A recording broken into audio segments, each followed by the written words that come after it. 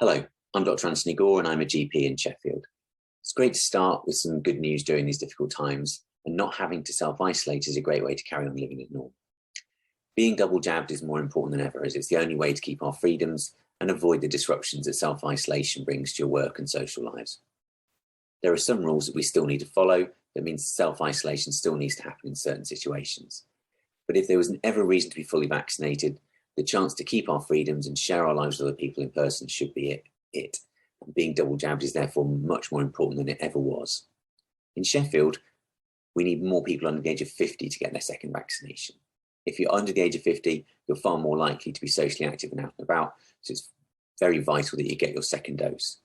It's disappointing to see that fewer people in that age group have taken the opportunity to get their second vaccine, and I would encourage you not to delay any further. Sheffield has walk-in vaccination centres that allow you to turn up and get jabbed. For the best protection, you should wait at least 8 weeks after your first jab to have your second.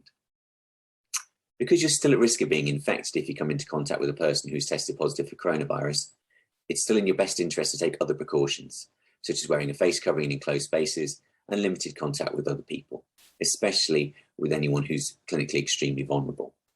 If you start to develop any of the symptoms, please get tested immediately and stay in. You should self-isolate and test even if you are double jabbed. It's better to be cautious and to stay safe than to run the risk of the virus running rampant in Sheffield and causing harm.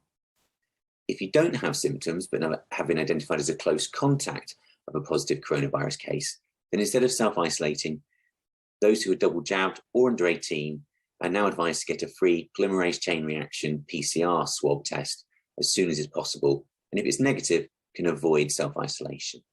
Not having to self-isolate is just one of the many benefits of being double jabbed. Remember, 2 doses increases your protection against the virus, reduces your chances of becoming seriously ill, and you help others because you're less likely to spread the virus. Thank you.